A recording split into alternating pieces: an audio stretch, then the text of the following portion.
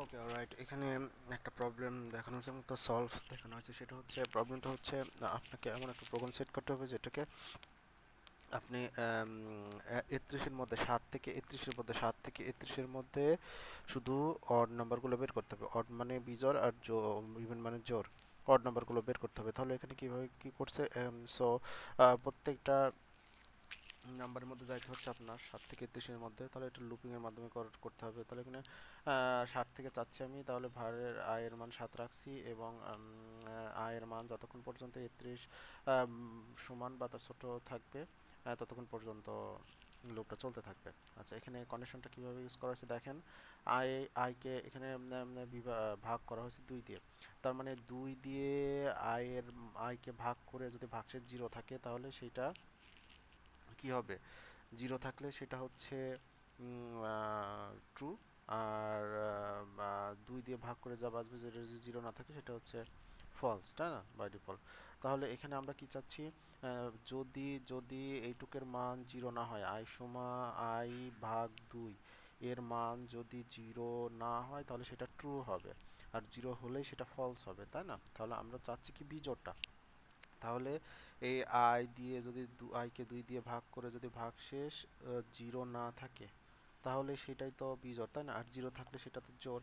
কারণ ২ একটা জোড় সংখ্যা। ২ দিয়ে যদি আইকে ভাগ করে যদি ভাগশেষ 0 থাকে তাহলে সেটা জোড় হচ্ছে, তাই না। তাহলে ২ দিয়ে যদি আমি ৪কে ভাগ করি তাহলে ২ দুগুণে ৪, তাহলে এখানে ভাগশেষ কিছুই থাকতেছে না। আবার ৬কে যদি ২ দিয়ে ভাগ করি তাহলে ৩ দুগুণে ৬, তাহলে ভাগশেষ কিছুই থাকতেছে না।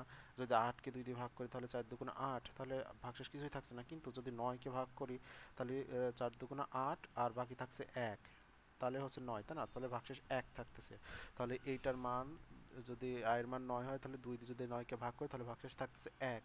আর 0, এখানে কি কন্ডিশন, নট কন্ডিশন ব্যবহার করা হয়েছে। যদি এইটার মান সমান 0 না হয় তাহলে ট্রু হবে, তাই না। ট্রু হলে তখন সে নিচে চলে আসবে, তাই না।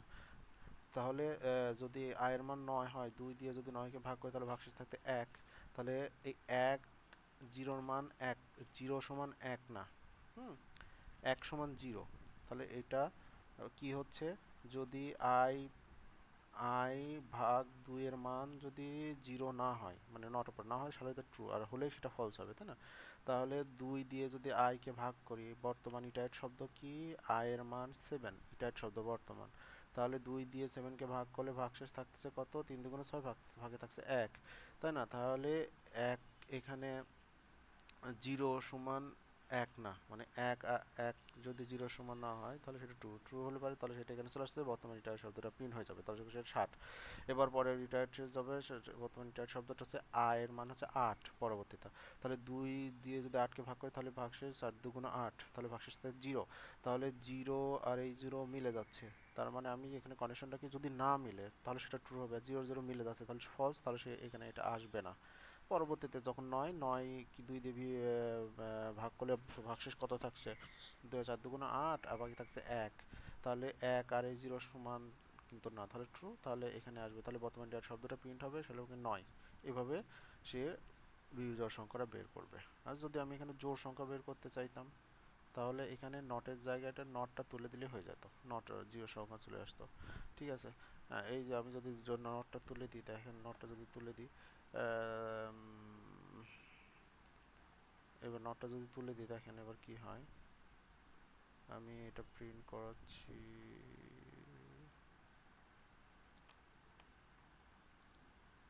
কনসোলে গেলাম,